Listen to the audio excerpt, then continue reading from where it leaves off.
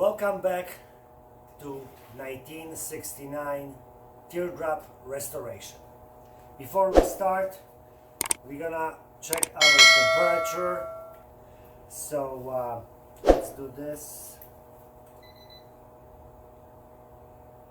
Perfect 95 Fahrenheit.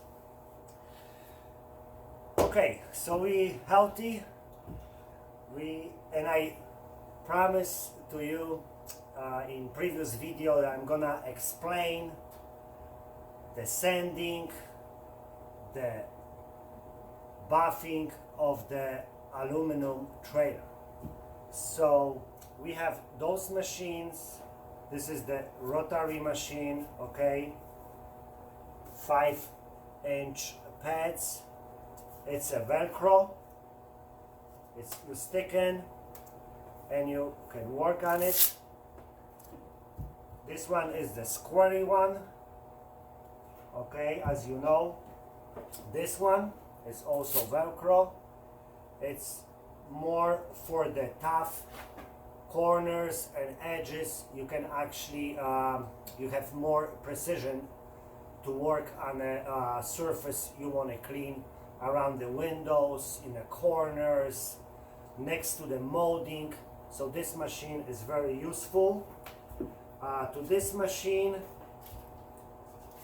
you just purchase regular sheet of the sandpaper, any grit you like.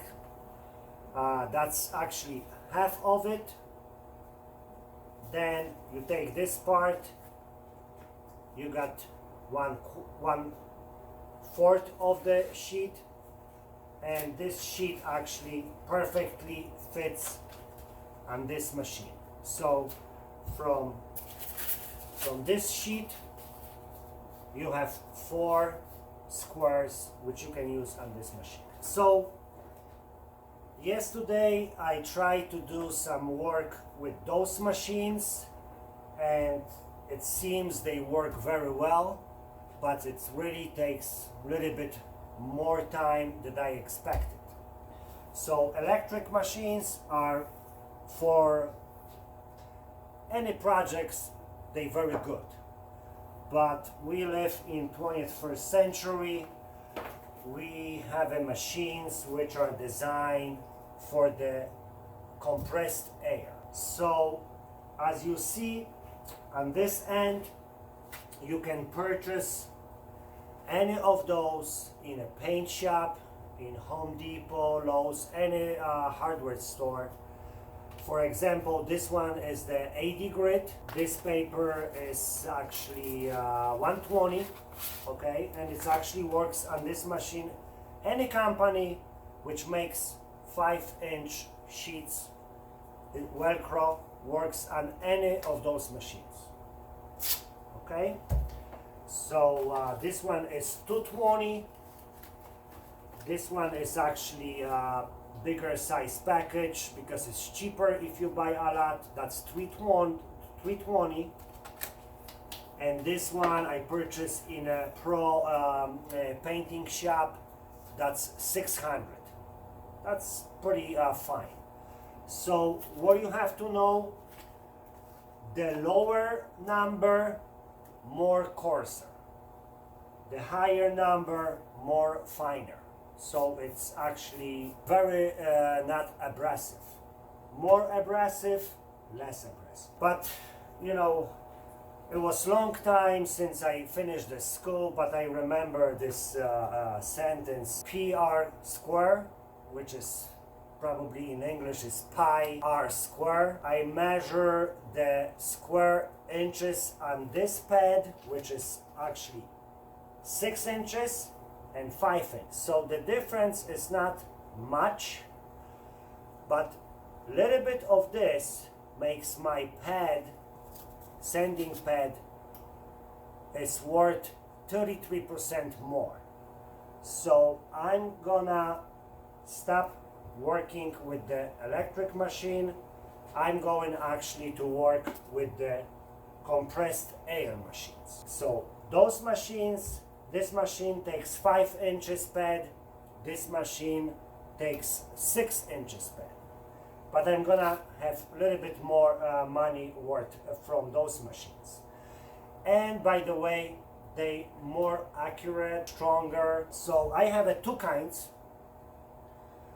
This one is stick on pad.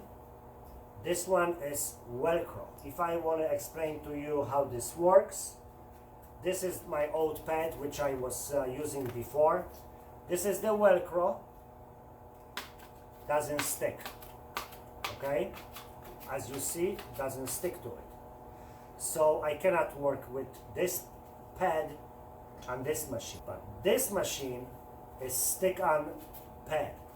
So you stick it, and as you see, it sticks. Okay? The difference between both, there's not much difference. The only difference is what kind of pads are you using. So we have a whole selection of the different pads, 6-inch. Let's start from the stick on. So this is the stick on pad. It's a little the little jingle. You take it, so you take the film off. It's a sticky surface on it, like over here. Okay, so it sticks, and it actually sticks to it, and you can go from any of those pads work on this machine.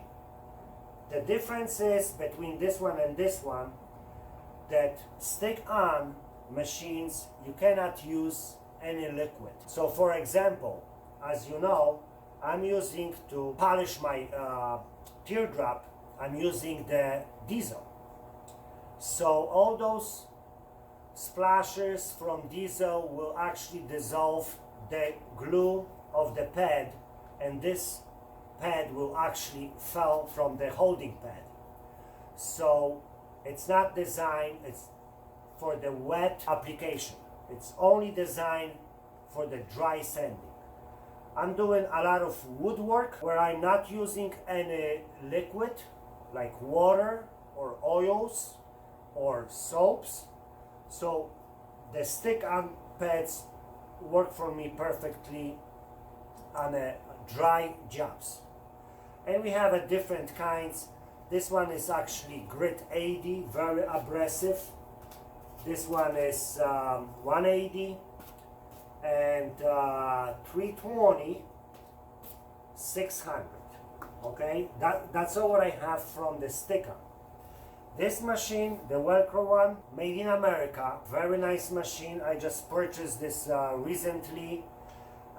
It's designed also for the dry jobs. You can connect the vacuum here if you don't like the dust. But the Velcro pad is designed for the wet application. So for example, this is the Velcro pad. It's actually stick on, okay?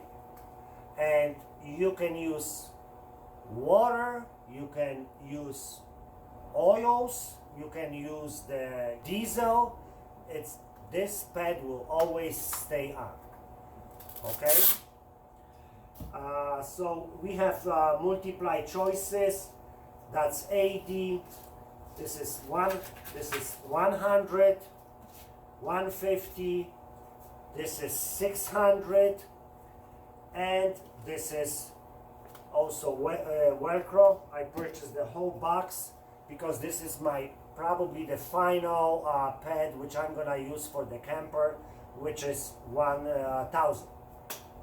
Okay, and I'm gonna use probably for the last finish, I'm not gonna use the diesel, I'm gonna use some stainless steel aluminum cleaner. So I'm gonna show you later in my video how I'm gonna use those machines with those pads. It's gonna be short video because I'm gonna fast forward it for you. Talking, it's not my best thing. My labor is. The last thing I'm gonna use on my camper will be the buffing pad, which goes on a different machine.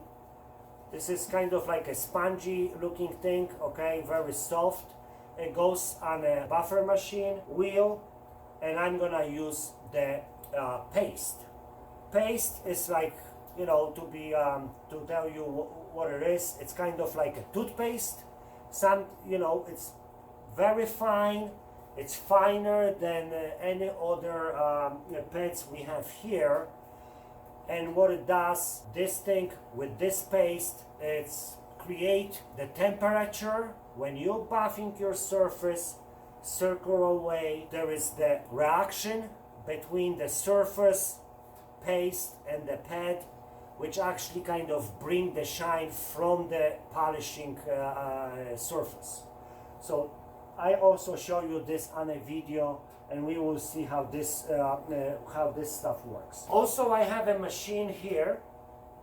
This is the very small machine. I have a compressed air right here. Okay, this is,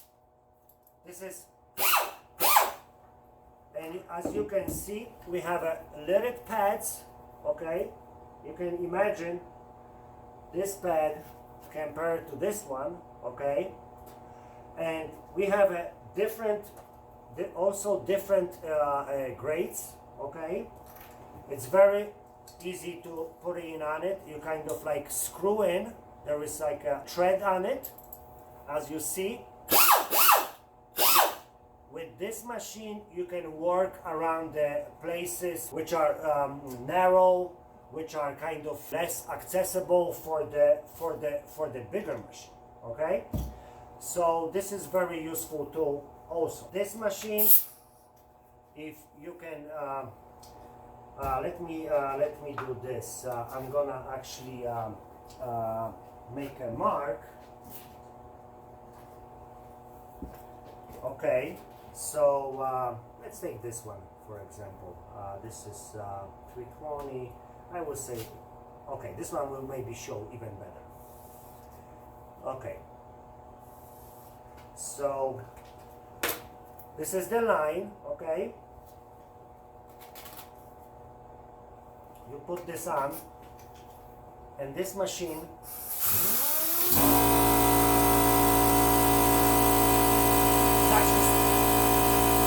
sorry for that. This is my little shop where I'm using the small compressor.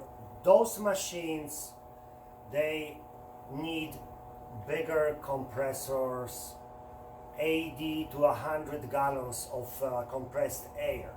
The one I'm using here for the little projects, you know, it's only 20 gallons, so it's not designed for these machines. Okay, if you want to work constantly. So anyway, if you see this line, it's actually spinning. Okay, it's spinning, and that's what it does the job. Okay, so I think I explained to you a little bit about all those pads and electrical and compressed air machines. I'm gonna put all of them to use so you can actually see the difference between electric and compressed air machines. And please visit me in the next video when we're gonna start polishing Teardrop from 1969. Goodbye.